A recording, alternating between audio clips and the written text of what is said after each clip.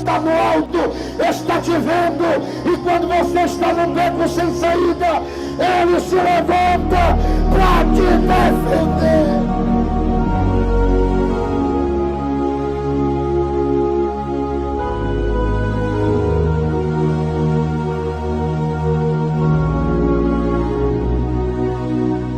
Te prepara para o que Deus tem para a tua vida. Te prepara para o milagre que Ele vai fazer. Te prepara para a bênção que Ele vai dispensar sobre a tua vida, sobre a tua história, crente. Porque aquilo que Ele tem para você é maior do que aquilo que você imagina, é maior do que aquilo que você espera.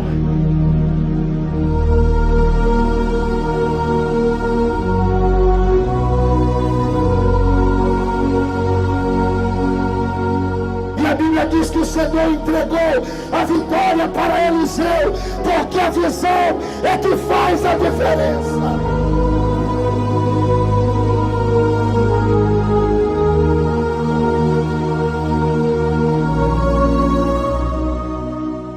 Abra sua Bíblia comigo em Números, no capítulo 13.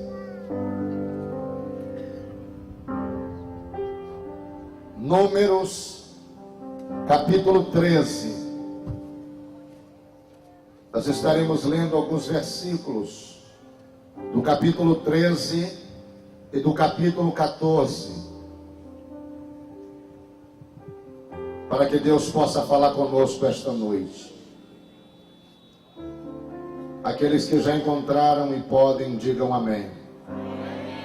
Então leiamos a palavra de Deus, que diz assim: E falou o Senhor a Moisés dizendo: Envia homens que espiem a terra de Canaã, que eu hei de dar aos filhos de Israel.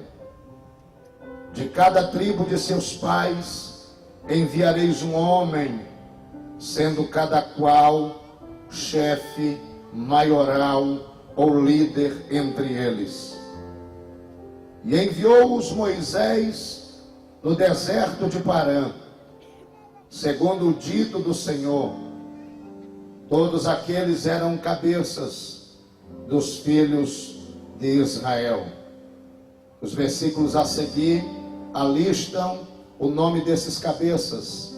E eu quero pular aqui para o versículo 16, que diz assim: Estes são os nomes dos homens que Moisés enviou a espiar aquela terra. E a Oséias, filho de Num, Moisés chamou Josué. Enviou-os, pois, Moisés a espiar a terra de Canaã. E disse-lhes: Subi por aqui para a banda do sul, e subi a montanha, e vede que a terra é, e o povo que nela habita, se é forte ou fraco, se pouco ou muito, e qual é a terra em que habita, se boa ou má, e quais são as cidades em que habita, se em arraiais, se em fortalezas. Também qual é a terra, se grossa ou magra, se nela há árvores ou não. E esforçai-vos, e tomai do fruto da terra. E eram aqueles dias, os dias das primícias das uvas. Assim subiram e espiaram a terra, desde o deserto de Zim até Reope, a entrada de Ramate. E subiram para a banda do sul, e vieram até Hebron. E estavam ali Aimã, Sesai e Talmai, filho de Anak. Hebron foi edificada 7 anos antes de Zoan, no Egito. Depois vieram até o vale de Escol, e dali cortaram um ramo de vide, com um cacho de uvas, o qual trouxeram 2 homens sobre uma verga, como também romãs e figos. Chamaram aquele lugar o vale de Escol, porque por causa do cacho que dali cortaram os filhos de Israel. Depois voltaram de espiar a terra, ao fim de 40 dias. E caminharam, e vieram a Moisés e Arão, e toda a congregação dos filhos de Israel no deserto de Parã, a Cádiz. E tornando, deram-lhe conta a eles e a toda a congregação. e mostraram-lhe o fruto da terra, e contaram-lhe e disseram-lhe: fomos à terra a que nos enviaste, e verdadeiramente mana leite e mel, e este é o seu fruto. O povo, porém, que habita nessa terra é poderoso, e as cidades fortes e muito grandes. E também ali vimos os filhos de Anak. Os amalequitas habitam na terra do sul, e os heteus e os jebuseus e os amorreus habitam na montanha, e os cananeus habitam ao pé do mar e pela ribeira do Jordão. Então Calebe fez calar o povo perante Moisés e disse: subamos animosamente, possuamo-la em herança, porque certamente prevaleceremos contra ela. Não poderemos subir contra ela, disse aquele povo, porque é mais forte do que nós. Infamaram a terra que tinham espiado perante os filhos de Israel, dizendo: a terra pelo meio da qual passamos a espiar é terra que consome os seus moradores, e todo o povo que vimos no meio dela são homens de grande estatura. Também vimos ali gigantes, filhos de Anak, descendente dos gigantes, e éramos aos nossos olhos como gafanhotos, e assim também éramos aos seus olhos. Então levantou-se toda a congregação e alçaram a sua voz, e o povo chorou naquela mesma noite. E todos os filhos de Israel murmuraram contra Moisés e contra Arão, e toda a congregação lhe disse: ah, se morrêramos na terra do Egito, ou ah, se morrêramos neste deserto. E porque nos traz o Senhor a esta terra para cairmos a espada, e para que nossas mulheres e nossas crianças sejam por presa, não nos seria melhor voltarmos ao Egito? E diziam uns aos outros: levantemos um capitão e voltemos ao Egito. Então Moisés e Arão caíram sobre os seus rostos perante todo o ajuntamento dos filhos de Israel. E Josué, filho de Nun, e Calebe, filho de Jefoné, dos que espiaram a terra, rasgaram as vestes e falaram com toda a congregação dos filhos de Israel, dizendo: a terra pelo meio da qual passamos a espiar é terra muito boa. Se o Senhor se agradar de nós, então nos porá nesta terra e não-la dará, terra que emana leite e mel. Tão somente não sejais rebeldes contra o Senhor, e não temais o povo desta terra, porquanto são eles nosso pão. Retirou-se dele o seu amparo, e o Senhor é conosco, não os temais. Então disse toda a congregação que os apedrejassem, porém a glória do Senhor apareceu na tenda da congregação a todos os filhos de Israel. Antes que você se assente nesta noite, quero que você olhe para esse irmão que está à tua frente, ao teu lado, e diga para ele o seguinte: a visão, diga a visão, diga a visão é que faz a diferença. Diga a visão é que faz a diferença. Diga nesta noite, se a tua visão não é uma visão espiritual proveniente de Deus, diga: saiba que Deus vai abrir a tua visão neste lugar. A tua visão vai mudar neste lugar. Aleluia.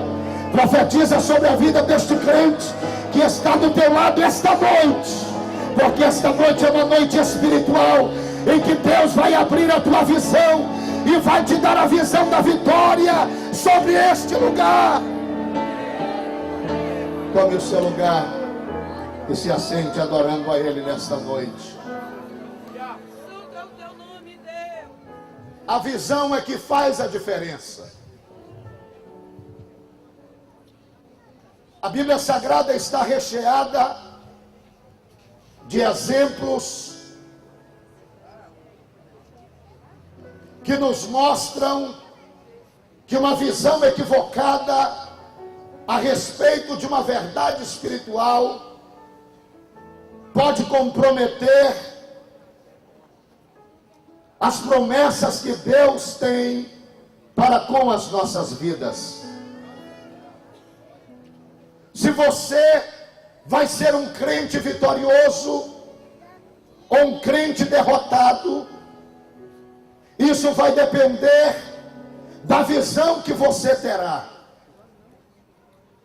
Porque muitos crentes estão vivendo uma vida de derrotas, estão vivendo uma vida de fracassos, estão vivendo uma vida desprovida das promessas, dos princípios e das verdades espirituais, justamente pelo fato de que esses crentes não estão conseguindo ter uma visão das realidades espirituais da maneira como Deus deseja que ele enxergue.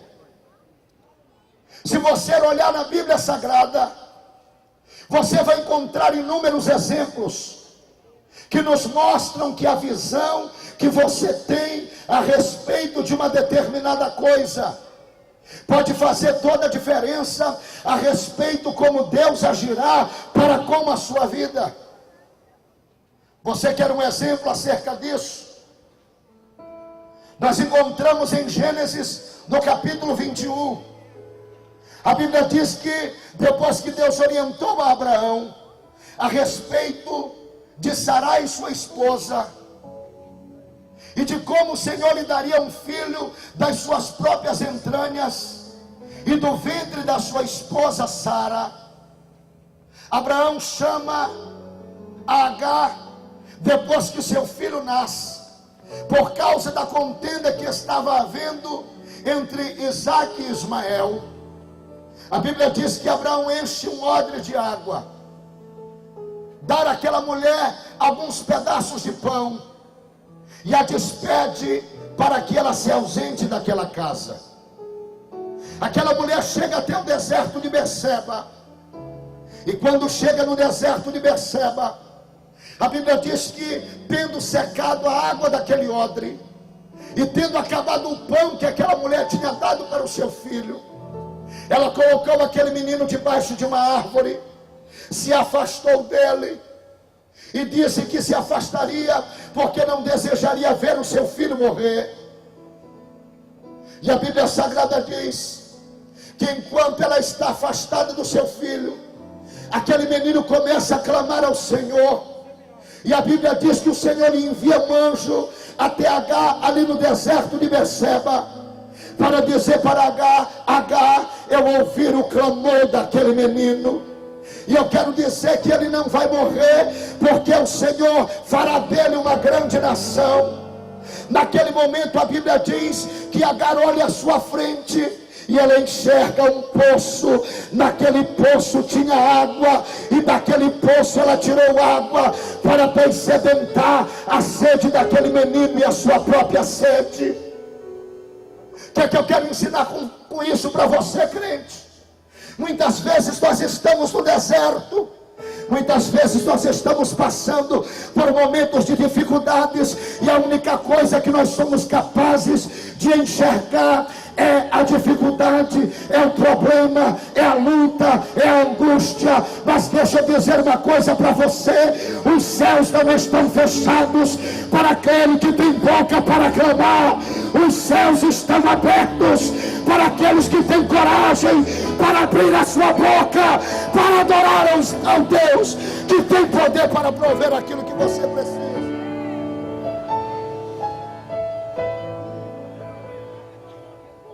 Deixa eu dizer uma coisa para você: talvez você esteja morrendo de sede, mas está morrendo de sede por causa da tua visão. Diga para esse crente que está do teu lado aí: começa a clamar, porque Deus vai abrir um poço diante de você. Você não vai morrer nesse deserto.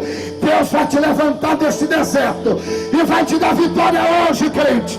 Ele começa a abrir a tua visão e começa a dizer para você: Ele vai te dar água para dessedentar a tua sede e para te dar vitória daquilo que você está precisando.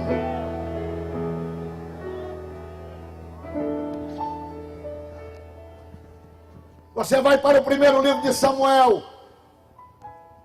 capítulo 17. Golias, por 40 dias, se apresentou diante do exército de Israel e os desafiou, perguntando se não havia homem naquele arraial que pudesse pelejar com ele. Estava tão escasso de homens que Saul prometeu que aquele que vencesse o gigante, ele enriqueceria de sobremaneira, daria sua filha para se casar com o vencedor e ainda isentaria a família do vencedor de impostos por toda a sua vida. Mas todas as vezes que Golias descia naquele vale, os soldados ficavam. Sabe por quê? Porque eles enxergavam um gigante.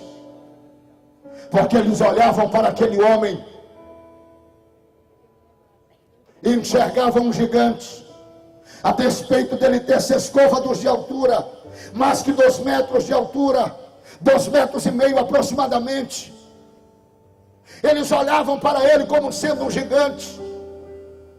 Não conseguiam olhar para ele de maneira que eles tivessem coragem para derrotá-lo. Mas um dia Davi foi até aquele arraial. Davi chegou naquele arraial e ele se depara com Golias descendo ao arraial e perguntando se não há homem que pudesse pelejar contra ele. Na hora que Golias desce naquele arraial, Davi olha para ele, irmão, e Davi não enxerga um gigante. Sabe quem é que Davi enxerga? É o incircunciso, porque ele pergunta: quem é este incircunciso que desceu até o arraial para afrontar não o exército de Israel, mas o exército do Deus vivo?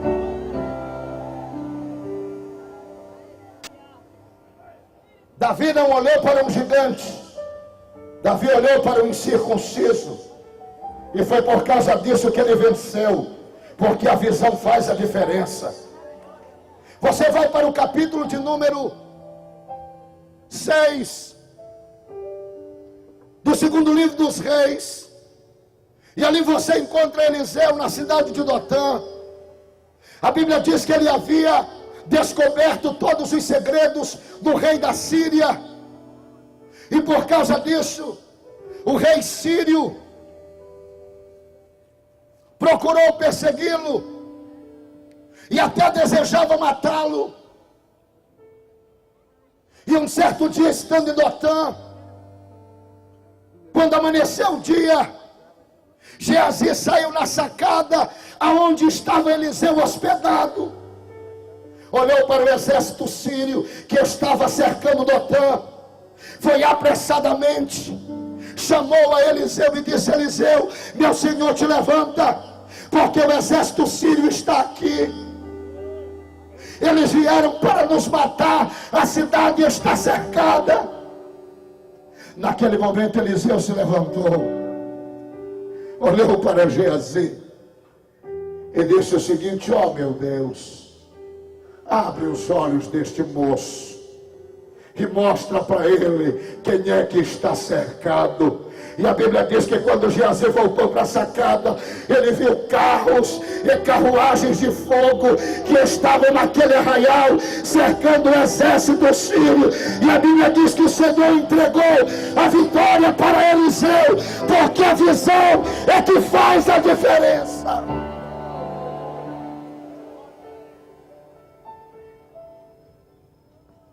Este povo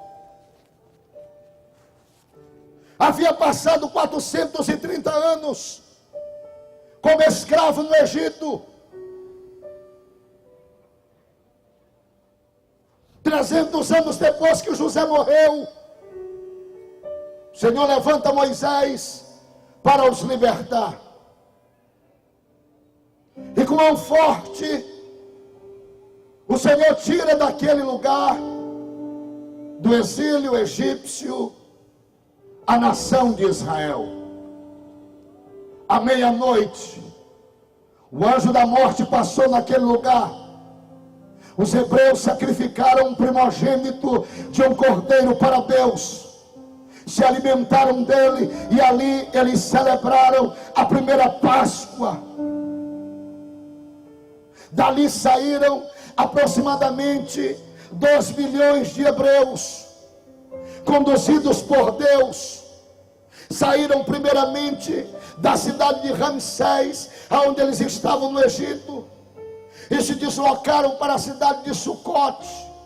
Ali eles consagraram os seus primogênitos, tomaram os ossos de José consigo, e se deslocaram para a cidade de Etã, que estava à entrada do deserto. Quando eles chegaram na entrada de Etã, a Bíblia diz que apareceu sobre eles, como era noite, a coluna de fogo.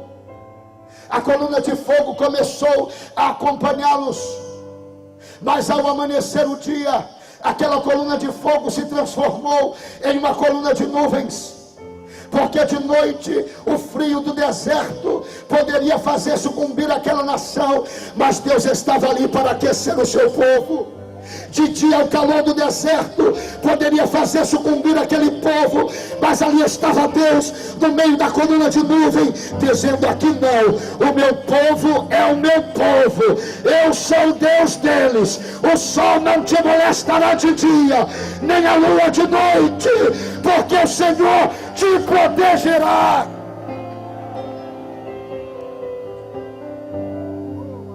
E eles saíram, queridos, a caminho do deserto. Quando eles chegaram em Pirairote, que no original quer dizer lugar fechado, beco sem saída.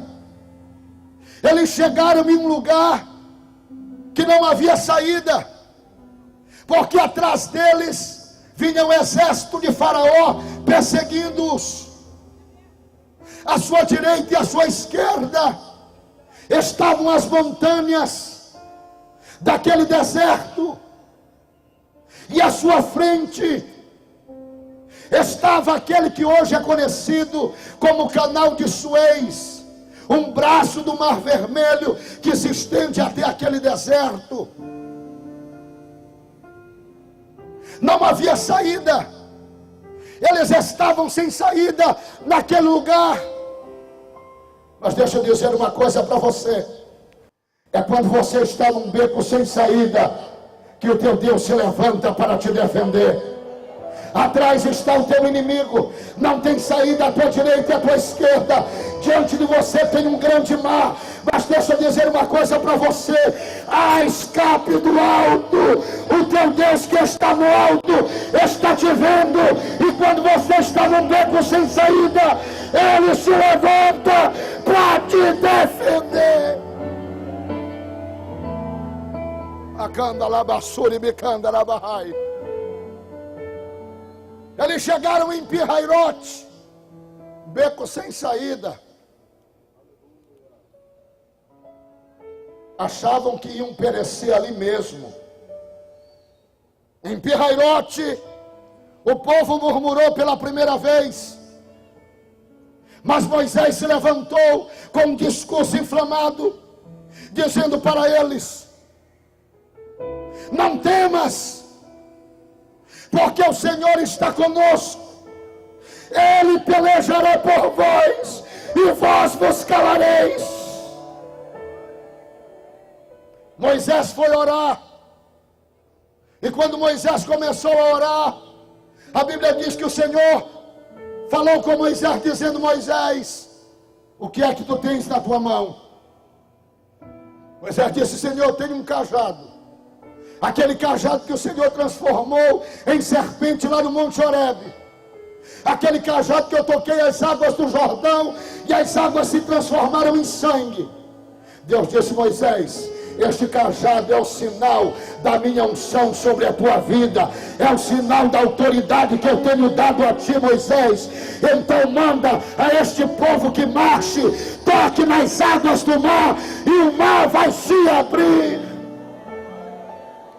Deixa eu dizer uma coisa para você, meu irmão: As coisas de Deus não vão acontecer da maneira como você entende, da maneira como você quer. Deus sempre levanta líderes, Deus sempre levanta pessoas para conduzir o seu povo. Deus levantou a Moisés, colocou um cajado na mão dele, e através das orientações de Moisés, aquele povo atravessou o Mar Vermelho. Deixa eu dizer isso para você: Deus tem colocado um líder para nos conduzir, e é sobre o passo deste líder, aleluias, que nós vamos atravessar este mar que está diante de nós. Sabe por quê, pastor Otto? Deus mandou o povo marchar, porque marcha é sinônimo de compasso harmônico, pastor Otto. O povo estava andando de maneira descompassada, cada um no seu passo, mas Deus queria dizer: epa, está tudo errado. Quem tem que dizer qual é o compasso da marcha é o líder.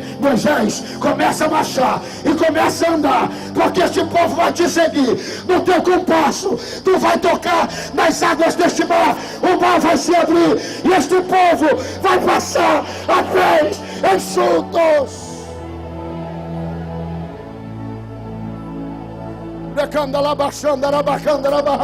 Diga para esse crente que está do teu lado, diga aí: não é no teu compasso. Diga: não é no teu compasso, é no compasso do teu líder, é no compasso do teu líder, é no compasso do teu líder, é no compasso do teu líder. É ele que vai estabelecer o passo, a marcha, como vamos caminhar, o passo que vamos dar é no compasso do teu líder.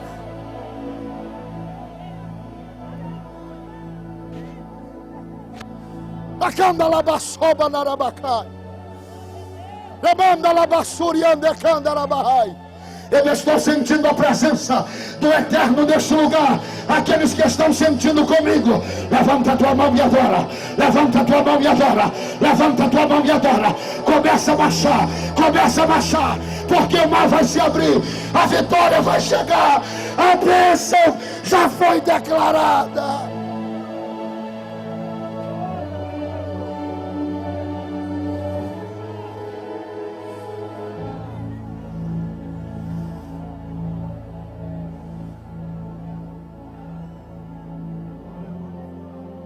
Moisés tocou no mar,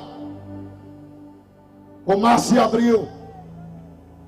E eu vou dizer um segredo aqui para você: o mar não apenas se abriu, Deus abriu o mar e aplanou um caminho para que o povo passasse. A rua ficou tão aplanada que as carruagens de Faraó tiveram condições de passar por ela. Porque Deus é assim, irmãos: quando Ele aplana o caminho para passar, pode marchar com gosto, porque Ele já limpou todo o teu caminho, já tirou da tua frente toda a tranqueira, todo embaraço, tudo aquilo que pode impedir a tua caminhada. Quando Ele quer dar vitória para o seu povo, Ele tira todo o embaraço do caminho. E o povo começou a marchar, foi caminhando. A Bíblia diz: quando chegou no meio daquele mar, Deus ordenou a Moisés que ele novamente tocasse naquele mar. O povo sai do mar e aquele mar engole os inimigos de Deus no meio do Mar Vermelho. Sabe por quê? Porque teus inimigos só vão estar vivos até ver você atravessar o mar que Deus disse que você iria atravessar. Deus vai mantê-los vivos, Deus vai mantê-los de pé, até que eles vejam você do outro lado, aleluias, debaixo da vitória de Deus. Eles atravessaram. Quando chegaram do outro lado, eles começaram a caminhar no deserto. Eles passaram pelo deserto de Sul, andaram 3 dias e não acharam água. Quando chegaram em um lugar chamado Mara, Mara significa lugar amargo, lugar de amargura. Diga para o crente que está do teu lado, diga aí, diga esta caminhada, Não é mole não, diga aí, não é mole não, meu irmão, viu? Diga para ele, vai ter momentos de amargura, vai ter momentos de tristeza, mas diga para esse crente que está do teu lado, pode ficar firme, porque em Mara tem milagre, em Mara tem livramento, em Mara tem bênção, em Mara tem, aleluia, a ação de Deus em favor da tua vida.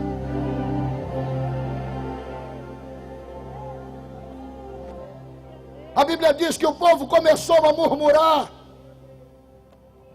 e Moisés foi orar ao Senhor. De repente Deus mostrou para Moisés um pedaço de lenha. Ele pegou aquele pedaço de lenha, jogou nas águas amargas de Mara, aleluia, e as águas se tornaram doces. Halante kova nastu iki anamanai. Lemando coube a nagasubianai. Quem sabe até hoje você estava bebendo as águas amargosas de Mara, mas esta noite Deus vai fazer um milagre, e aquilo que estava amargo na tua boca vai começar a ficar doce. Começa a experimentar aí o sabor do mel, o sabor do doce, porque Deus vai converter as águas amargas de Mara em águas doces de vitória para a tua vida.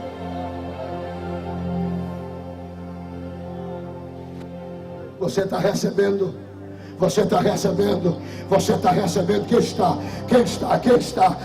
Levanta a tua mão, levanta. Eu estou sentindo a presença do Eterno nessa noite aqui. Eu estou sentindo a presença.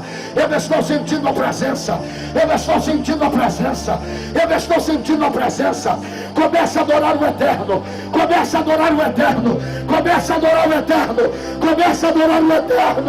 Ele está aqui para converter a tua vida de amarguras em uma vida de doçuras, para que você se alegre e tenha vitória.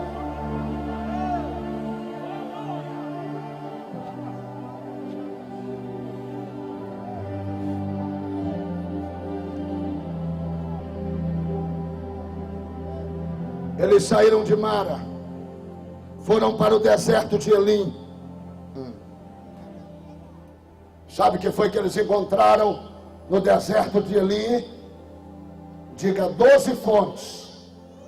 Diga 12 fontes de águas potáveis.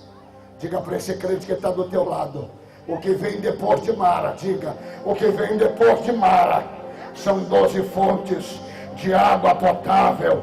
Te prepara para o que Deus tem para a tua vida. Te prepara para o milagre que Ele vai fazer. Te prepara para a bênção que Ele vai dispensar sobre a tua vida, sobre a tua história, crente. Porque aquilo que Ele tem para você é maior do que aquilo que você imagina, é maior do que aquilo que você espera. Há 12 fontes de água te esperando.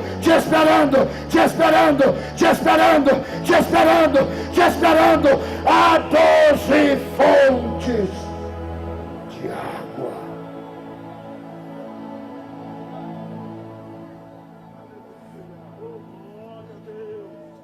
Eles saem do deserto de Elim, vão para o deserto de Sim. Ali o Senhor providencia maná e carne. Depois eles vão para o deserto de Refidim, aonde mais uma vez falta água. Lá Deus ordena a Moisés que fira a rocha, para que da rocha brote água. Sabe por que eu amo nosso Deus? Porque para cada desafio Ele tem um milagre diferente. Para cada circunstância Ele tem um milagre diferente.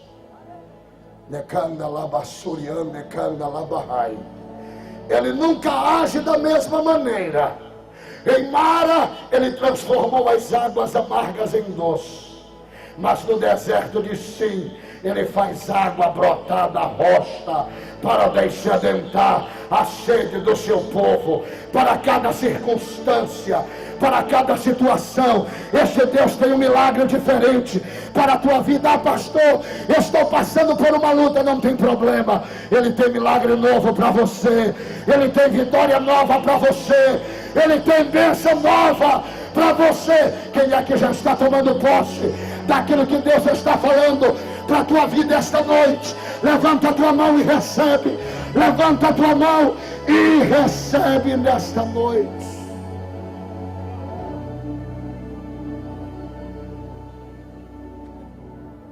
Depois que eles saem do deserto de Refidim, eles passam 2 anos no Sinai, recebendo as orientações de Deus acerca da lei e da construção do tabernáculo, até que eles chegam em Cádiz Barneia. Diga Cádiz Barneia. Diga Cádiz Barneia. Diga Cádiz Barneia. Quando chegou lá, Moisés chamou os líderes. Quem foi que Moisés chamou? Quem foi que Moisés chamou? Moisés chamou os líderes, os 12 principais das tribos, e os enviou com uma missão: a missão de espiar a terra e de trazer o relato a respeito da terra que Deus prometera que lhes daria. Eles vão até o lugar indicado. Chegando lá, observam a terra, percebem que a terra é boa, que ela mana leite e mel. Mas quando eles voltam, eles trazem um relato negativo. E sabe por quê?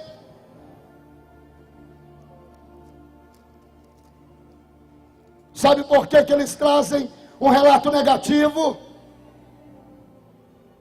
Porque a visão, ela é fruto da promessa de Deus. Só tem visão quem tem promessa. No capítulo de número 3 e o versículo de número 2 de Êxodo, Deus aparece para Moisés e diz para ele que ele conduziria aquele povo à terra que ele prometera dar a Abraão, a Isaac e a Jacó. Deus fez a promessa para Moisés.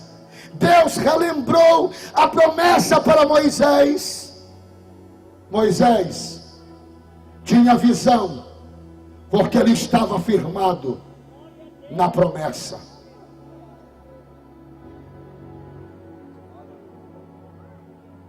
Porque crê na promessa,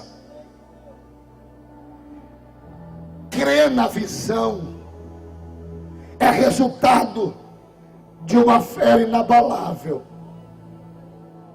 Este homem que está aqui, a ele Deus deu a promessa. A ele Deus deu a visão. Sabe por que muitos são incrédulos, pastor? Porque ainda não foram capazes de enxergar a promessa. Sabe por que Moisés cria? Porque Deus falou com ele. Sabe por que Moisés cria? Porque ele tinha certeza da promessa que Deus havia feito para ele. Crer na visão está ligado a uma fé inabalável naquilo que Deus prometeu. Quantos creem que o Senhor prometeu nos dar um templo? Quantos creem que o Senhor prometeu nos dar um templo? Sabe por que eu creio?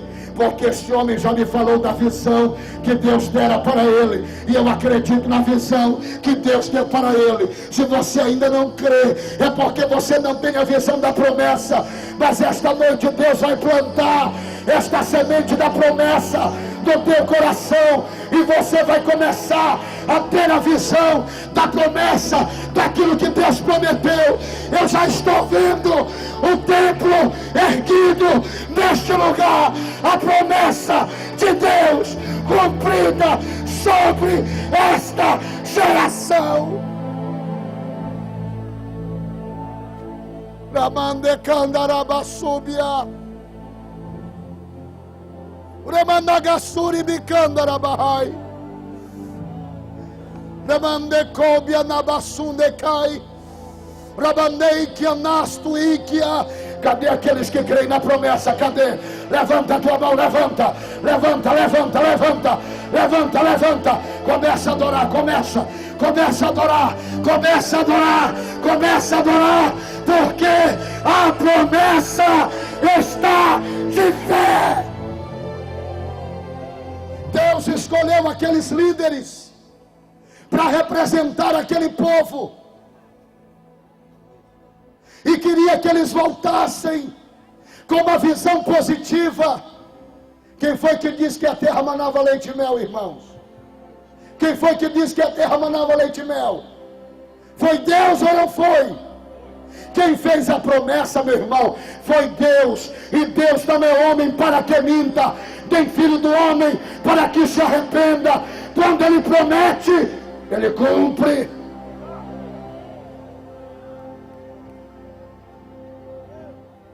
Quando você não crê na promessa, é porque você não tem a visão vitoriosa. Aquele pessoal, aqueles 10 espias, trouxeram a visão do desespero, promoveram murmuração no meio do povo, e se não bastassem, ainda semearam no coração do povo um sentimento de rebelião, a ponto deles desejarem levantar um capitão entre eles, para que eles pudessem voltar para o Egito. E eu queria dizer outra coisa para você: cuidado com este conceito, porque na maioria das vezes, a visão do povo, diga a visão do povo, diga a visão do povo, não é a visão de Deus. Se o pastor Otto fosse esperar apoio da maioria para dar sequência a esse projeto, ele já teria desistido há muito tempo. Porque deixa eu dizer algo a você: Deus não tem compromisso com uma maioria infiel. Deus nunca precisou de maioria para agir. Se Ele precisasse de maioria para agir, Gideão não tinha vencido com 300. Davi não tinha vencido com uma pedrinha dentro daquela funda. Sansão não tinha vencido apenas com uma queixada de jumento na sua mão. Noé não tinha entrado na arca, só ele e mais 7 pessoas. O que Deus precisa não é de uma maioria infiel. O que Deus precisa é de um remanescente fiel. Nakanda laba suriande kanda laba hai. Remanto kibia naba shunde kandarai. Ramandukia naba shuri kandaraba kai. O que Deus precisa é de um remanescente fiel. Cadê o remanescente daqueles que creem? Cadê os 7.000 que ainda não dobraram os seus joelhos e que creem na promessa de Deus para esta geração?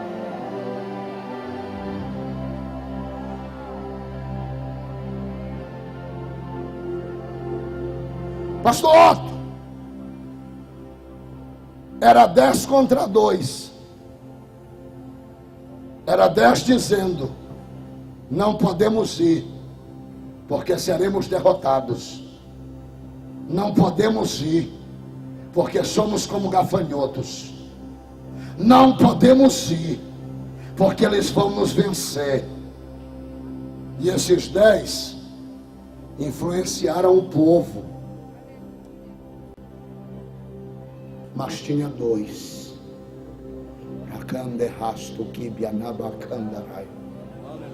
Mas tinha 2. Mas tinha 2. Mas tinha 2. Mas tinha 2. Eu sou um deles. Cadê o segundo? Cadê o segundo? Aleluia. Mas tinha 2, Saide. Tinha 2, pastor Aguinaldo. Tinha 2, pastor Diego. Tinha 2, pastor Baiara, que disseram: vamos, subamos, conquistemos, porque Deus, se Ele se agradar de nós, Ele nos dará a terra que Ele prometeu.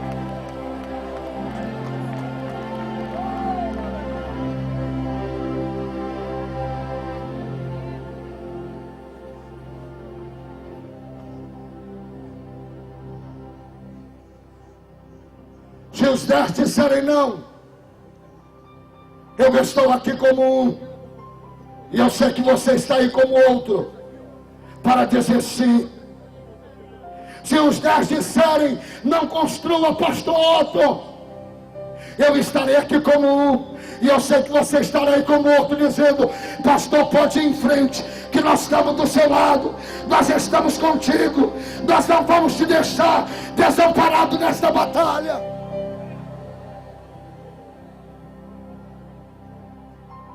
Irmão, a que voz você está ouvindo? A voz da maioria que murmura, ou a voz dos 2 que estão pelejando, vendendo cartela, dando seu sangue por esta obra, porque acreditam na promessa que Deus fez?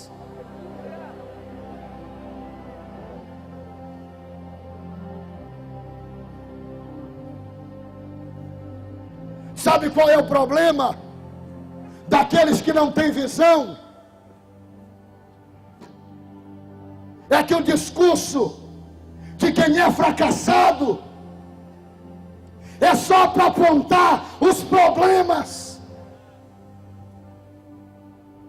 É a visão do pessimista.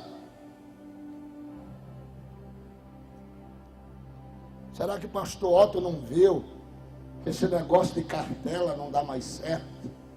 E como diz o pastor, ele murmura, mas não tem uma outra ideia melhor. A visão do pessimista é só para reclamar, irmão. Cuidado com gente que reclama demais do teu lado. Sai de perto dele, porque esse aí está no grupo dos 10. Quem está no grupo dos 2 sabe que é difícil, mas é possível, porque Deus está conosco, e se Ele quiser, Ele pode nos dar a vitória. Cuidado com o murmurador, porque a visão do pessimista é a visão dos problemas, das falhas, das dificuldades.